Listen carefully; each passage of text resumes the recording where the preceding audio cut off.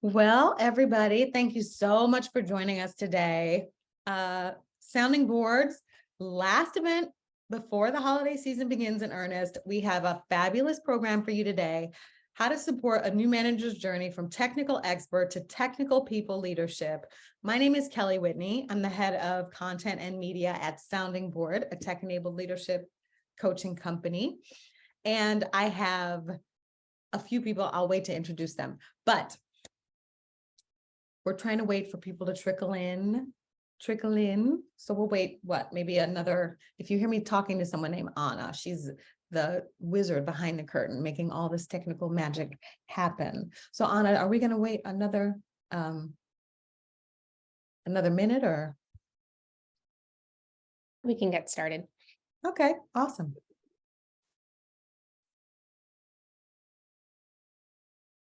Probably next slide. So the point of our webinar today is to talk about that fabulous transition from individual contributor for a technical guru to people leader. So the wonderful thing about that is being an individual contributor is you have all this wonderful expertise, right?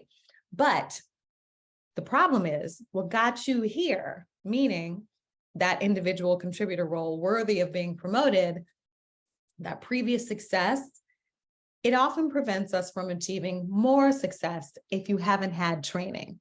And this is a quote from Marshall Goldsmith, who's a world-renowned executive coach, and he wrote a book called What Got You Here Won't Get You There. Now, in today's session, we hope that you, by the end, will understand why having poor people leaders in tech is so costly for companies and how leadership coaching can accelerate leadership readiness. We hope that you'll be able to discover the benefits of investing in your new manager's growth beyond their technical skills. We hope you learn the importance of helping managers to shift from an individual to a team focus. And we want you to understand how leadership coaching can help new managers motivate and grow their direct reports to increase internal mobility and performance. Now, the most fabulous part of the program is our coaches and our presenters. First up, we have Janice Lichtenwald. Janice is the founder of Virago Coaching, and she's a leadership coach for Sounding Board. Over the past 25 years, she's held management roles at industry-disrupting companies like Ticketmaster, Expedia, and T-Mobile before she made the transition to leadership coaching. She's passionate about helping leaders discover their leadership styles and then help them learn how to inspire their employees and teams to thrive. When she's not doing all that, she's an aspiring novelist and a host for the I Am Virago podcast, which showcases powerful women doing amazing things in the world. Next up is Kathy Hadizadeh. Kathy is a certified integral and data-driven executive coach, facilitator, and founder of the Los Angeles, California-based coaching practice Heart Mind Tuning Company. She is also a leadership coach for Sounding Board. For the past 5 years or so, she's brought almost 2 decades worth of corporate tech leadership experience in Fortune 100 and 500 companies to bear as a coach and mentor for more than 500 executives and leaders in tech, product, engineering, and fintech spaces. And last but certainly not least, we have Talia Rosenblum, and she's going to be the voice of tech on this here show of ours. She is the senior manager for customer support at Sounding Board. She started her career in the luxury hospitality industry. You probably heard of places like the Mandarin Oriental. And her passion for customer service and process optimization led her into software technology. Now, Talia works to build customer support teams for us, provide the best customer service for her clients, and an internal work environment where her team members can thrive. So let's give these 3 ladies the floor. First question up for you. What leadership capabilities are critical for leaders to move from high-performing technical individual contributors to people leaders? And tell us, how can leadership coaching develop these capabilities, Janice? Well, thanks. Thank you, Kelly. Thank you for that introduction, and welcome to everybody here on the webinar. So this is a topic near and dear to my heart, having come out of the technology industry and watching new managers struggle. And they get promoted because they're good at, let's say, development. They're great developers and they can get code out, few errors, and it's really great. And then they're promoted into these people management roles, and that's not what they're good at. And they often don't get the training or the support that they need. So what I think is really critical when leveling up, one, making sure first that the person wants to be a people leader. I think that's one of the most important things. If they don't like people, then that's going to be a challenge. They need to at least want to be around people or talk to people. And the second thing is learning to let go, learning to not be the one to have to do everything. And that can be really hard, especially when you have been rewarded and recognized for doing great individual work. Then you have to transition to find how you can get value and satisfaction from enabling others to go do the work. So that is one of the, I think, the most critical things. Kathy, what do you think? Thank you so much, Janice, for sharing that. That is absolutely right. That transition from self into being responsible for a group of individuals and professionals. So we are talking about a human who was a star. They are a star. That's why they get promoted, right? So this star has risen to this level because of their technical capabilities. Now, all of a sudden, there is a shift that needs to happen. And that shift is that this star needs to shift into thinking that only when my people rise, I am the star. Mm-hmm. And that's a really big change in thinking that requires self-awareness.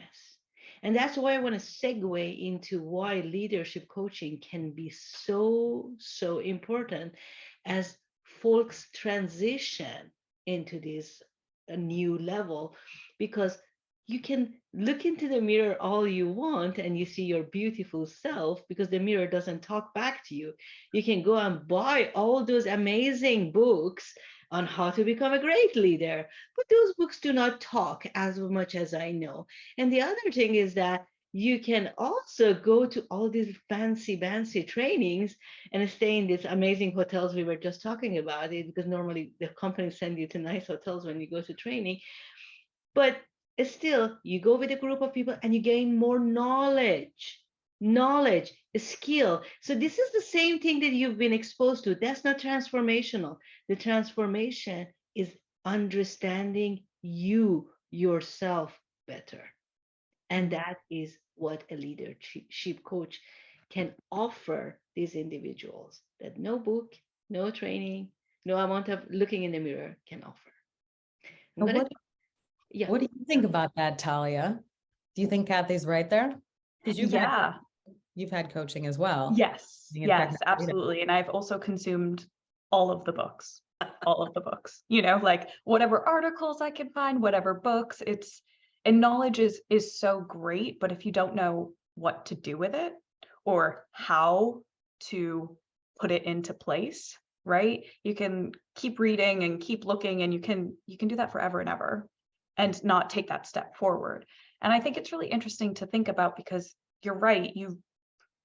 When you move up in any world, it's because you did well at what you were doing.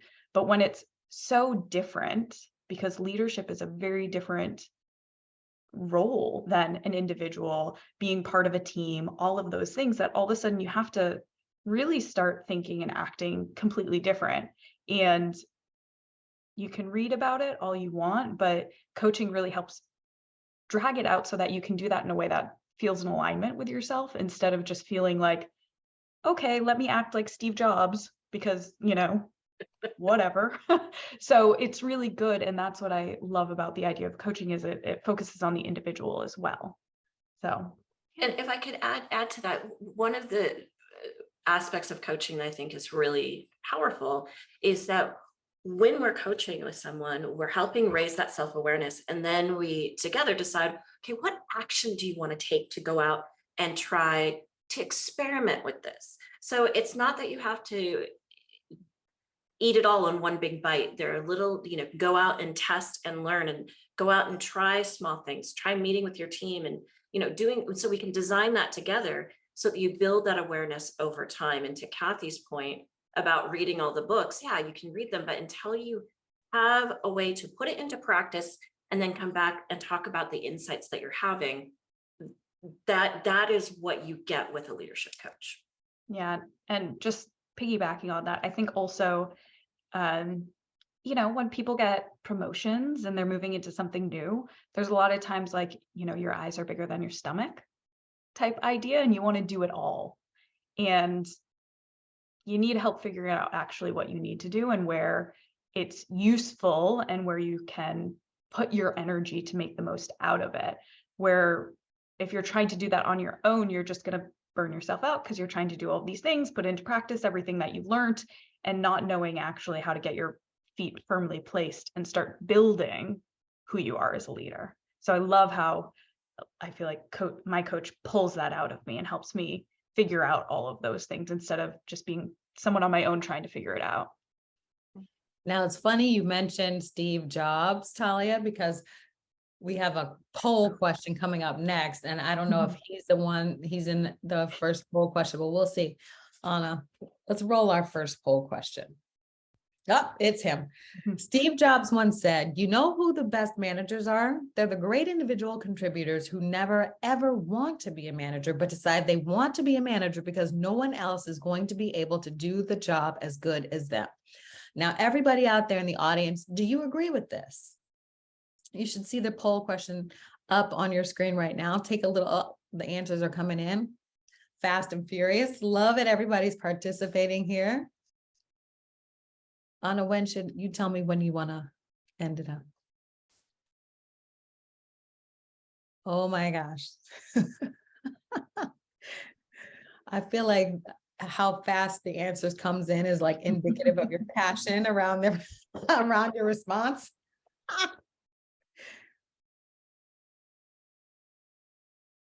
We'll give everybody a couple of more seconds. Okay. The answer is a resounding no.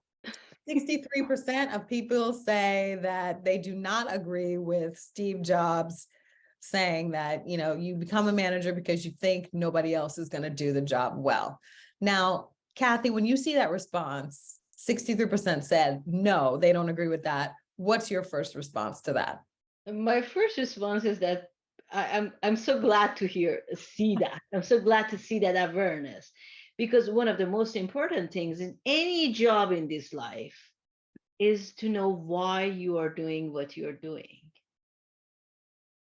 And if you do not feel you ever want to be a manager, why would you want to jump in that? Why would you want to go into something that does not inspire you? Because being a manager is a segue to becoming a leader. And there is two ways to manipulate human beings. You can either, to manipulate human behavior, you can either manipulate it or you can inspire it. And I really don't think anybody in this audience, in these 100-something people, would say, "Oh, I want to be manipulated." Yeah, people want to be not. I think you're right, Kathy. I think you're right about that. We can take a poll on that and just make sure. We'll save that one for the end. But I think we can slide into our next question. So, as coaches, what are the common leadership challenges that new tech managers face when they transition to a people leader role that might not be obvious or apparent to others? Kathy, why don't you start us off? I am going to jump into telling something that maybe is in everybody's mind, but nobody wants to talk about it. which is marketability. As ICs, tech people keep themselves updated. They are very marketable. Even look at this, people graduating from the UCLA computer science, they are being offered jobs at 200K right off the bat. So they are very marketable. And think about this, from being this marketable person, you're walking into a path that maybe you will not have enough time for honing your technical expertise the same way that you were doing before. And there is a fear in there. What am I exactly doing? What's happening to my marketability in this world?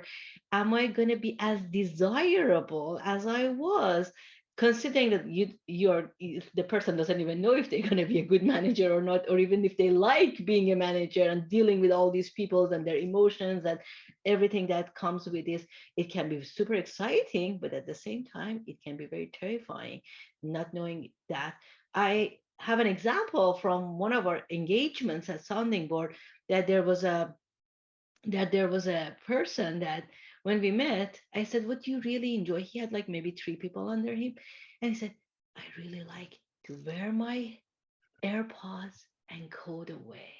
That's the best time. But I have to deal with all these people and I have to have these one-on-ones. And the funny thing was that as we were exploring this thing in that particular company, the VP and CIO left at the same time. So they had a big departure. And this person was the next thing in that was approached by the CEO to take charge. Now he had all of a sudden 60 people under him. And we had to really jump into the deep end of the pool together. Guess what? We went on this journey for a year together. At the end of the year, he said, I will not trade anything in this journey for my going back to my coding away days. Oh my goodness, that is so fabulous. What a wonderful story, Kathy. What do you say about that, Janice? Well, I think it's important because it is real that as technologists move further and further away from the doing of the work, they can, and I've heard that several times, I can't code as well as my team anymore. And there are concerns about that. So helping that leader understand what it is that is important to them, similar to what Kathy's story was, that where they get their satisfaction.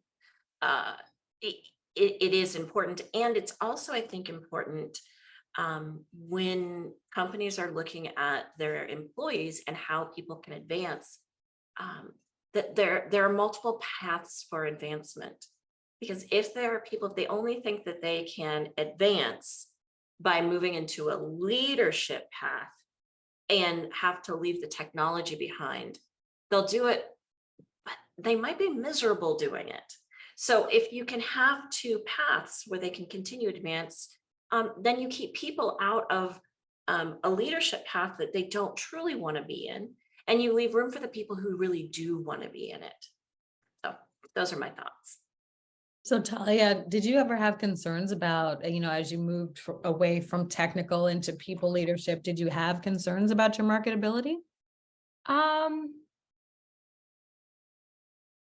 I think not, because of the route I was going more so, right?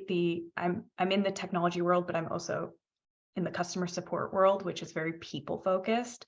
But I've had similar conversations with my coach, not going to lie, about, sometimes I just want to put on the headphones and bang things out. And how do you balance that with, all of the other stuff I love doing, like developing the team? So it is challenging at times, and you have to find that balance and figure out, okay, what do I love doing and how can I do more of that stuff? And that can be various things. And then how can I develop others by maybe taking some stuff off my plate that I don't love that will help them grow. But just one other quick thing that came to mind, and just kind of piggybacking off of what both the ladies said, was not at Sounding Board, at companies I've worked at before, it was interesting. We were always having this conversation as what we used to call the development organization was growing, right? So those coders, all of that part of the organization, and I was, very much a partner with them in my role. And I had this conversation often with the VP over there, and just kind of was like, well, how are we leading these folks? How are we developing them? Because I was very focused on that, but I saw that in the technology world, sometimes it was that you move up someone with the technical skills, but then where do they get the people skills to help then develop the people that are under them? So really fascinating, interesting. And I think it's definitely, there's trends, especially around technology with this. I think that's an interesting point to make, because from what data I've seen around this topic, these transitions happen often, and sometimes they fail too often. But the development, the deliberate focus on how am I going to support an individual who's moving from individual contributor to people leader. What do you think, quickly, Janice and Kathy, are some of the key things or key concepts that leadership coaching can teach when they're making that transition? That wasn't the question. I threw that out there. I'm sorry. I'm being a journalist right now. I'm sorry. I love it. I'm in. I'm doing it.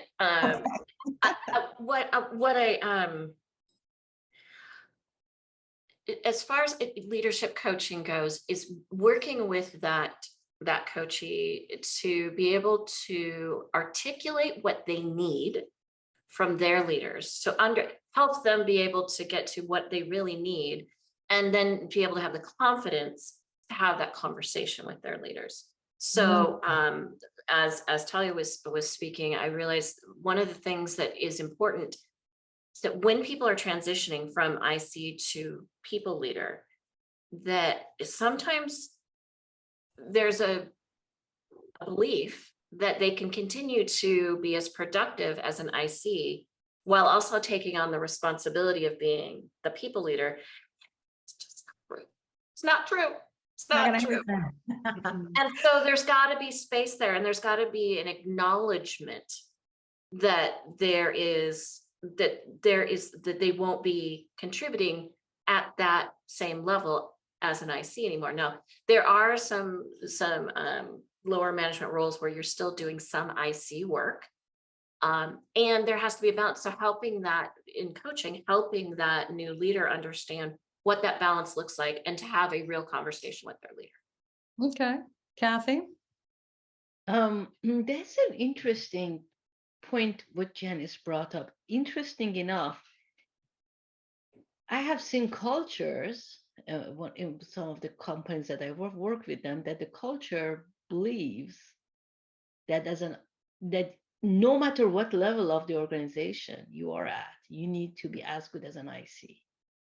And I see a lot of pressure in those cultures, because it's like having two jobs in a way, right? Wow. That I wanted to bring that up because not many companies are like that, but certainly there are ones out there, especially one of the biggest tech companies in the world has that kind of culture.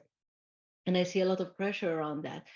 But coming back to the question that you originally asked, Kelly, I think that one of the most important things that coaches help with people as they transition is paying attention to feelings and emotions of first themselves, like the individual, and then other people. Because imagine you are managing people, and the people get sick, people have catastrophes, pandemic happens, I don't know, all kinds of things happens. People need to feel motivated, people need to feel inspired, and these are all human emotions. People need to feel safe too. People need to feel safe. Thank you. Basic ones too. So if you haven't been able to connect with your own feelings all along the way, or you haven't been paying attention much to them, now all of a sudden you want to pay attention to other people's feelings. I can't tell you how many people I share with them the wheel of emotions. They're Oh, yeah, yeah. Kathy, you're killing me right now. No, seriously, they see that circle and they're like, we have all these many words for it. And especially English language is amazing. Like the language of the country I come originally from, we don't have these many words, or maybe we do, nobody uses it, whatever. But, but in English language, there is no shortage of words for describing emotions. And Wow. that bridge is an interesting bridge to. Yeah, yeah, that's something I hadn't actually thought of, but I think it's time for us to do a poll. Oh. Anna, I think we have another poll coming up, don't we? Now, everybody, get ready to cast your vote. Do you believe that your organization prepares new leaders when it comes to people management? This is easy. Yes or no? Other, please feel free to leave that in the comments. Okay, we're coming in fast and furious again. I love a decisive audience, guys. This is wonderful. Thank you guys so much for participating. It's always more fun when everybody's engaged, you know?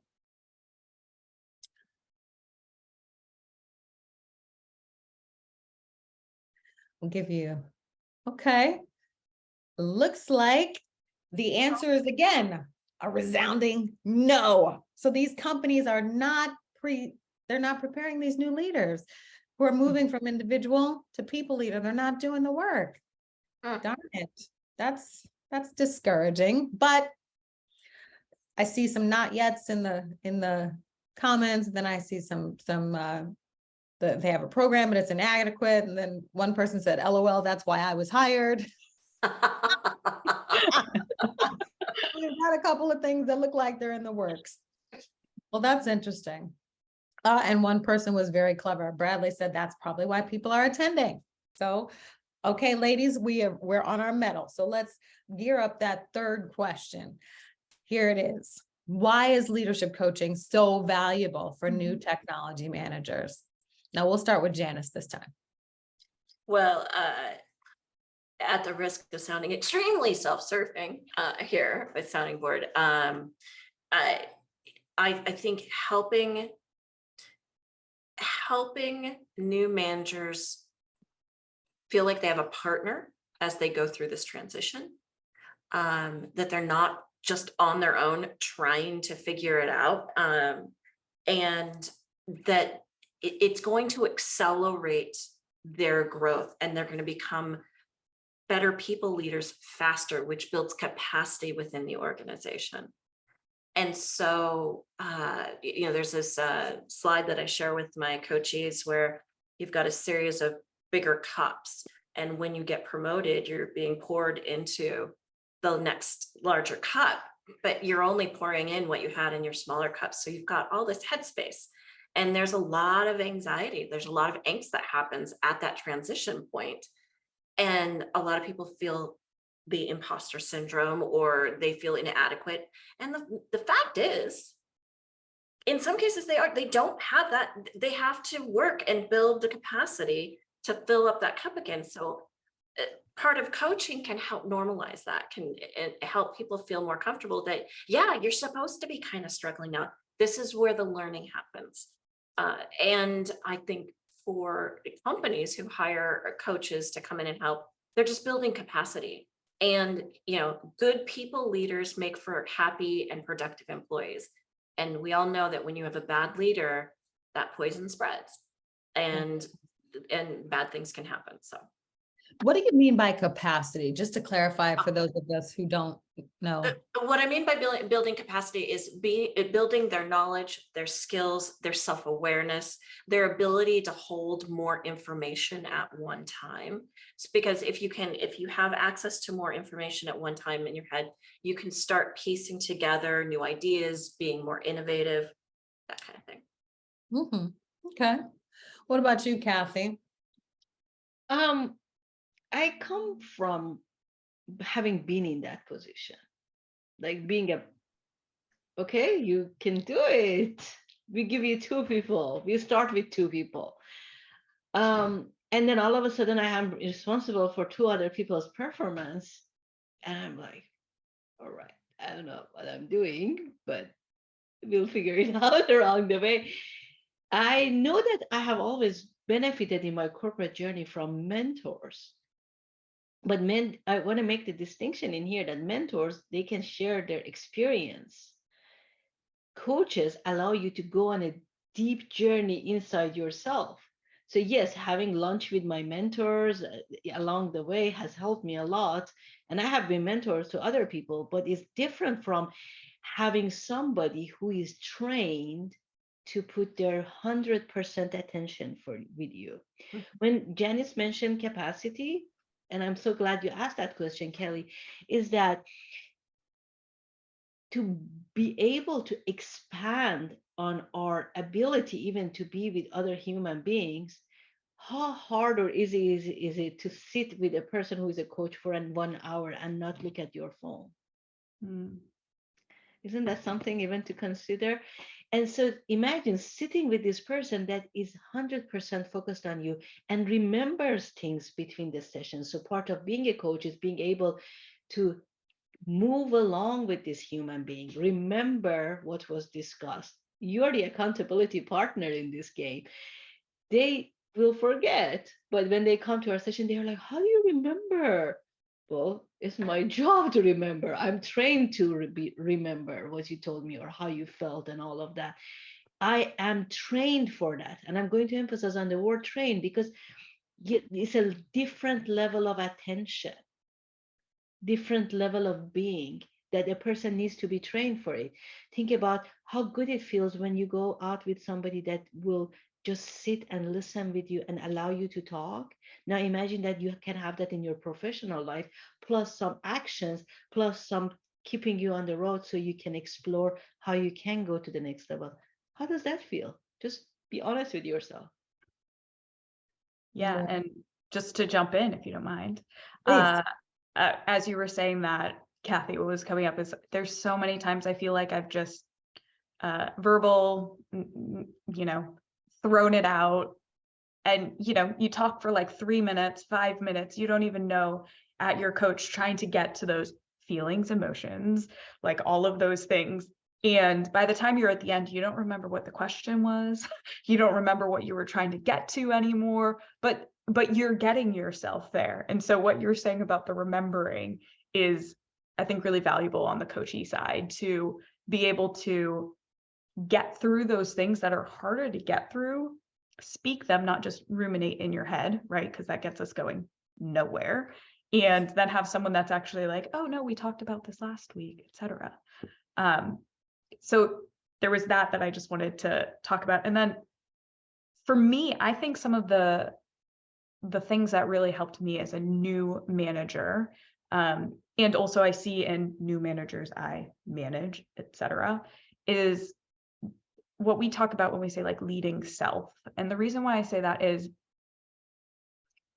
when you become a new manager in technology, I feel as though you very much think about like, what do I need to do? What are the things I need to be checking off the list? What are the skills? What's the access I need? What are these things that I can, but that's not what any of this is about, right? It's about how you're showing up, the person you're being, because sometimes if you're stressed, if you don't know what you should be doing, you're not coming across how you want to, right? I've experienced that. There were times when I can look back and say like, wow, that is not the compassionate person that I am because I let my things get to me. And so like self-awareness, communication, understanding how people are perceiving you, those are the things that I think are so valuable for coaching that you just don't even think about as much, right? Just don't come to mind. Having a guide to pull you through all those things. Yeah. To that point, I have had several coaches, and I don't know if this is good or bad, but I have had several coaches say to me, Not sounding board coaches. The coaches are the client, the coaches saying, I have, Janice, I feel like you're in my head, or I have you on my shoulder when I'm struggling with something or making a decision. I can hear your voice asking me these questions. So that's the other part of why coaching, I think, is so important, is that even if we're not in a space together in our session, there's often the saying that coaching happens between the sessions. And it's because the coaching is bringing up awareness. And, I do find it funny that I haunt these people during their week. But they talk about how it's helpful to say, well, how would Janice respond to this? And what would she ask me? And they use that in the session. So, or for the decision they're trying to make. So I think that's another reason that coaching is so valuable. Because it's not just that in that moment. Yeah, it's a good thing. Kathy, full transparency, was my coach in the past. And there was many times like she shocked me in the sessions because I'm emotive right now because this is work and this is what I like to do and I'm media. But in the coaching sessions, you're full of gripes. You're like, this happened, da, da, da. And she did. The remembering thing was huge for her because when you get done, I'm upset, this, that, da, da, da. How do I do it? How do I fix it? And then she's like, what I'm hearing is, and she would go a full 360 and she would remember that first nugget from the beginning and connect it to your job, which is critical. We're coaching for business impact. We're coaching for leadership development. And she would always make those connections between your feelings, your mind, your behavior, the outcomes you were looking for. That to me, as an observer and someone who has experienced coaching, had I been a new manager, like when I was a new manager, listen, I would have been outstanding had I had that kind of support, and you just don't get it. And, it's unfortunate. I feel like everybody needs a coach. And I'd never felt like that until I joined this company and I saw the impact that and then I experienced it firsthand because I'm one of these broads that's like, listen, I can fix my own problems. I'm tough, da, da, da. No, listen, it's nice to have somebody help you. It's very nice to have, forgive me for this one. It's very nice to have a sounding board. I had to do it. I had to. No, we love it. We love it. And I just wanted to throw in there too, you think about all of those things, right? Like having someone to talk to and a safe space and how do you want to show up in all of this? I feel like at least all of us here chatting are females, and you add that layer in as well to the technology industry and world, which is very male dominant or masculine dominant, however we want to talk about it. And it's really interesting. And it's just so important to have that person that can help you get through all those things. Right. Yeah. Yeah, for sure. And it's not that men don't need that. It's just that sometimes when, being a woman is almost like another job on top of the job that you have to do because it's just a whole thing. So I know there were some men in the audience, so Bradley and the other men, forgive us, but it's a thing. It's real. We're not making this up. We promise we are. Now, Anna, I know we have another poll. I think this might be the last one. Sadly, I know we're all disappointed because the polls are so much fun, but we'll kick it off anyway. Now, how do you support new tech managers in their transition from individual contributor to people leader? I feel like we have a lot of practitioners in our audience. So this is not a question where we really have a right or wrong answer. So if you have something that's not in our options, please feel free to throw it into the chat. Got about another 20 seconds or so.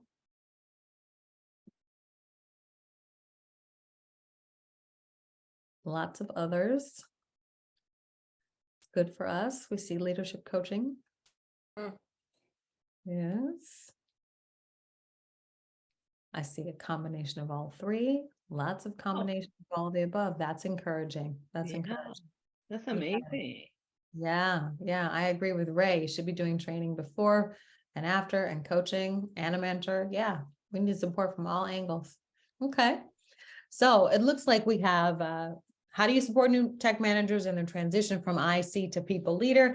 24% say formal development program, 19% say a mentor, 26% say leadership coaching, and other is 31%. And we see all of the above or none, sadly, is common in the chat. So that's interesting. And then Janice Love said it's hit or miss.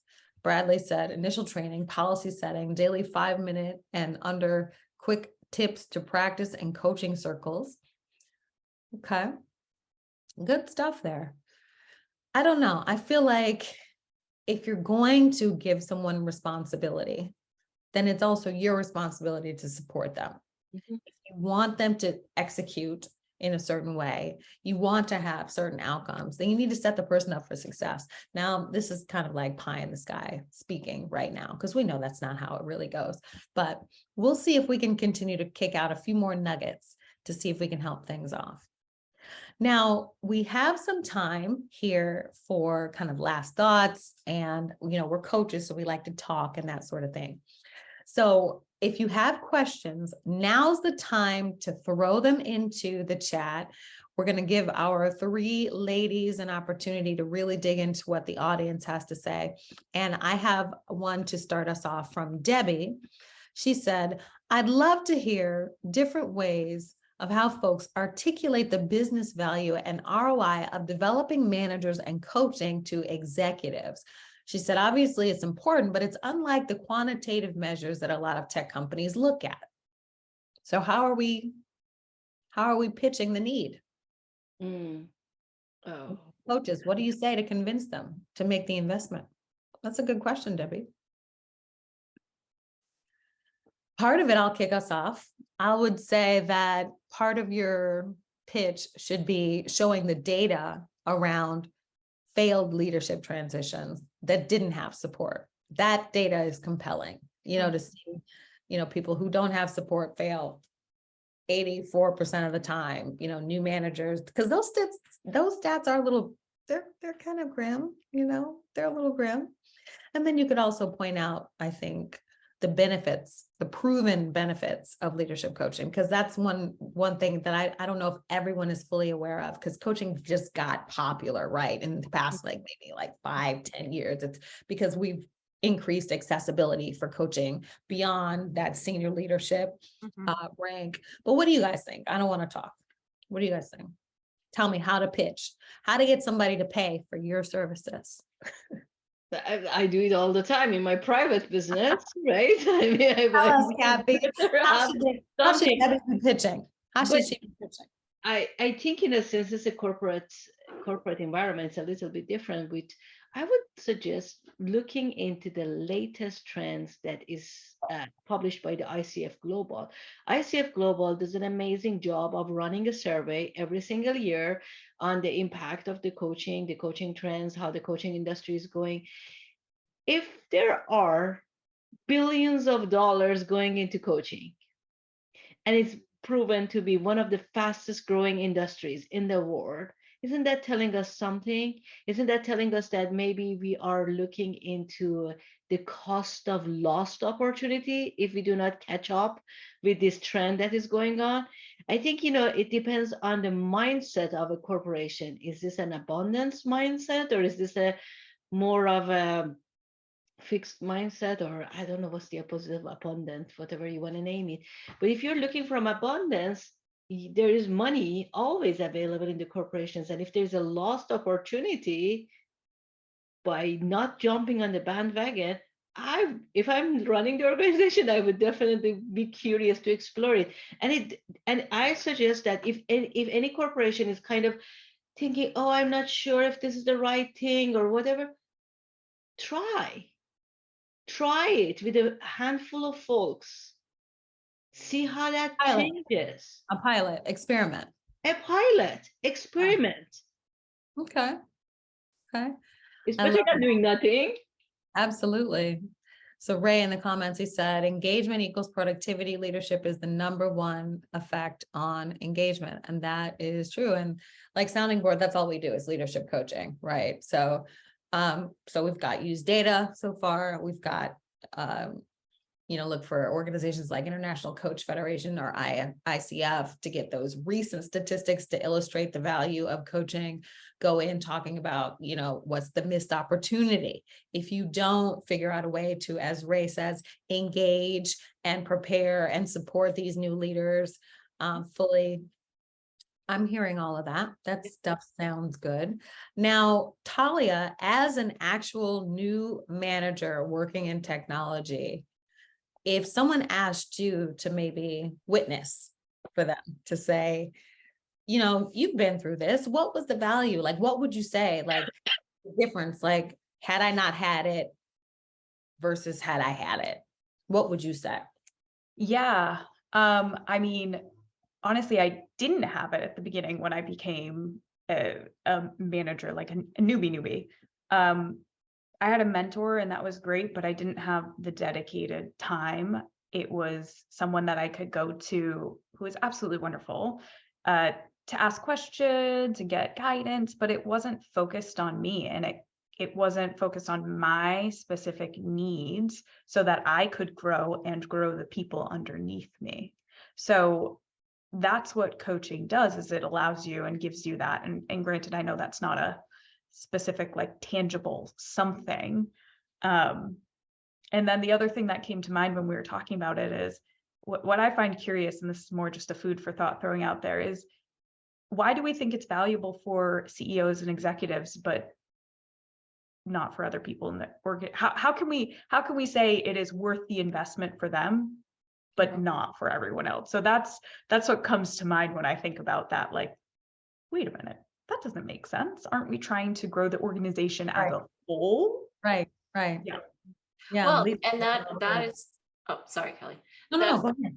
That is, Lori, our founder, has said time and again that when she was coaching executives, they said, gosh, I really wish I would have had this earlier in my career. And that's the whole point of Sounding Board, is to democratize coaching, to be able to bring it down to these first-time people leaders. And talking about the ROI question, it's increased productivity. It is, someone said here, looking at sick time and turnover, losing an employee is very Expensive. and so, you crunch those numbers. Now, it depends on what kind of model you have. If your company is just a hard driving, use you up, spit you out kind of thing, and then that might not be the place where coaching is going to have value. But if you have a long-term vision and you need to build that capacity over time, then coaching is a great investment. And again, self-serving, I know. We forgive you. Thank you. I'm speaking for everybody, but I feel like we have a forgiving group here today. So, but yeah, I think Ray agrees with you. He said the line management will have the greatest impact on productivity of an organization. So that is where most people are working. And I think that's why Sounding Board advocates, promoting leadership at all levels, because you don't necessarily need a title in order to be a leader. Amen. I think anyone who is in proximity to others will end up exhibiting some kind of leadership quality, whether you're helping someone without being asked, or you're offering something tangible, or stepping into a role, or, anything, whether you're, advising someone, hey, in that meeting, maybe you could have said this, or you forgot to say that.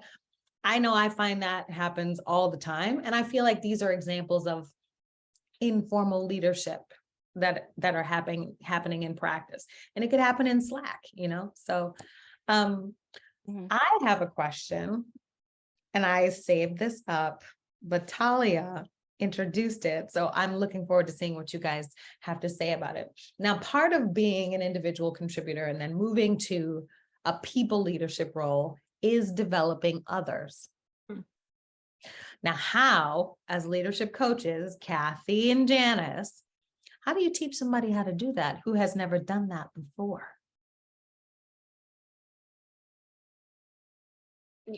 Wait, what's the question again? The question is, when you're moving from IC to people leader, you have to develop others. That's in fine print. You have to develop your team. How do you do that if you've never done that before? How do you teach someone to do that who's never done that before?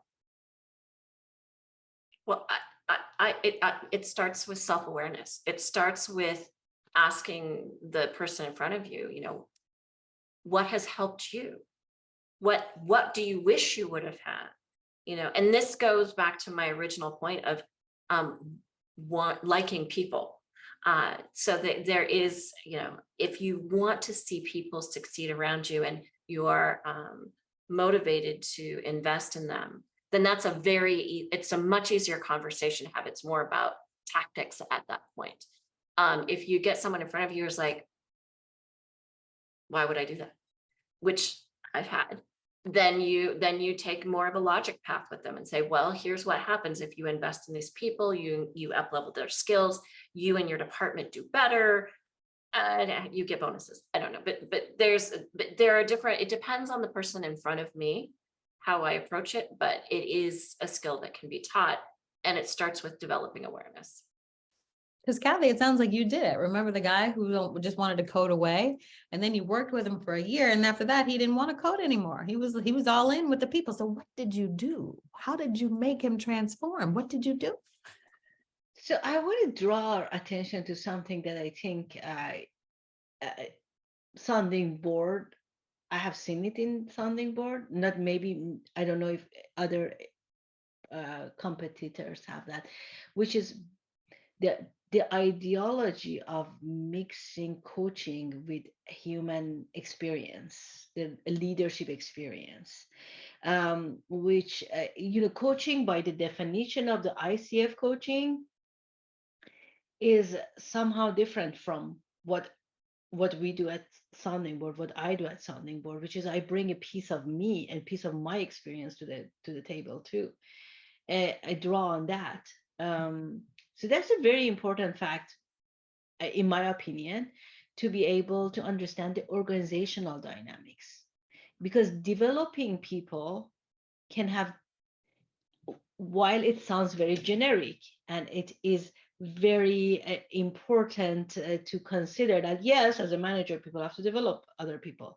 But think about it, not everybody looks at development the same way. Not everybody even knows what development means to begin with. I didn't know what development means as a definition until I went to the coaching school and I had to learn it. It is not that I learned something like this.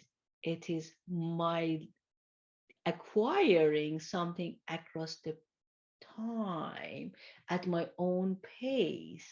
So you see, while the notion sounds simple and generic, there is a lot of nuances around it. So I would throw this question back in a way that, what do we mean by developing others? And does the person even understand what development means to begin with? Like, we need to really go back to the basics of humans evolving and transformation in there before we even can jump into that. And it is very important that the coach has that actual experience, in my opinion. If they don't have it, I wonder how they can make this happen for another human being. Well, Kathy, that must be why all of sounding board coaches are required to have like 5-7 years of experience working as a leader themselves. I mean, both you and Janice have these fabulous pedigrees at these name brand companies that everybody has heard of, and just you've worked with the top people in these industries. And I guess that's why. But John had a question, and I think it's a good one. He says, what do you think about using assessments at the beginning of an engagement? Well, I'd love to jump in if I could. What I really enjoy about working with Sounding Board is one of our core, the Sounding Board way. We talk about how we coach the Sounding Board way. And one is you coach from the start, like from the first moment you get on with a new coachee. And we are able to do that because there is forms that are filled out. There's a bunch of information we get about the coachee, both from the coachee's perspective and also from the manager's perspective. And that we can use that as a jumping off spot. So it isn't quite an assessment, John, but it is, we ask them to rate themselves on different leadership capacities or capabilities that we have. And then their manager has done that. And then we do a comparison and we can see where there might be gaps in understanding, in perspectives. And so with that, we are able, it's an assessment-like experience. Which then continues on as well, which is really cool as the coachee, because you can see how you are progressing in your eyes, in your manager's eyes, and it helps to continue to always guide you because there's always work to be done, right? Always work to be done. Now, Kathy, Alistair wants to know that he said it was super interesting what you had to say. So what is your definition of development? What does it mean? The development means enhancing a person's capabilities at their own pace across the time. So I want to invite all the audience to think about babies when they become toddlers. When babies are turning into toddlers, first of all, each of them is different. You cannot find any two babies. I have two kids, they had their own journeys. You cannot find any two kids that they start wanting to walk at the same time. The baby arrives at a point that they decide to start moving. They start moving, they start cruising, they start trying to stand up at their own time. There is no time frame dictated by parents as much as they want it. And then the other path is that the kid falls, the baby, the toddler, whatever, falls, stands up, falls, stands up, because they want to walk. If the parent sits there and talks all day and night that you should walk, you should walk, you should walk, you should walk, I promise you, the result is not going to change.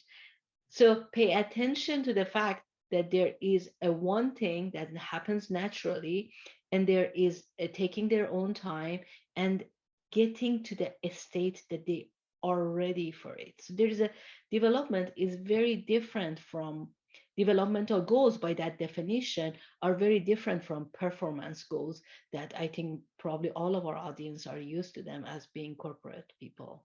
Right, right. Well, unfortunately, our time is coming to an end. I can't believe how fast this time has passed. I have had a wonderful time, and I want to just throw it over to each of you to give us a last comment. Anything you want to share as we leave our audience today with regard to leadership coaching, new managers and technology. Let's start with you, Janice. Just to spread the gospel about arming your new people leaders in technology with training and support, and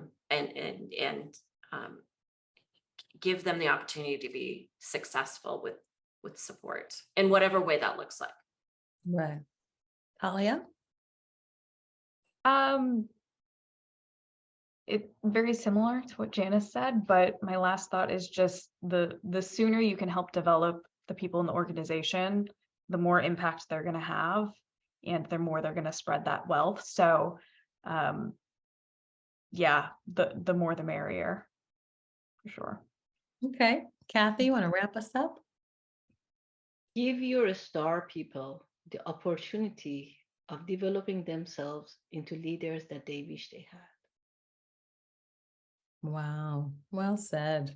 Okay. Well, sadly, everybody, that's almost the end of this particular song. I started our webinar today with a quote from Marshall Goldsmith, who wrote a book called What Got You Here Won't Get You There. And this is another quote from that book. Successful people become great leaders when they learn to shift the focus from themselves to others. I think we've heard from Janice, from Talia, and from Kathy, the value in formally supporting that behavior and mindset shift in new managers who are technical experts and need support as they transition into people leadership roles. So if you need anything, we're here. And we thank you so much for spending time with us this afternoon. For all of you who are interested, we will be following up via email with some additional resources and to make the recording available to you. So thank you very much for your time and happy holidays.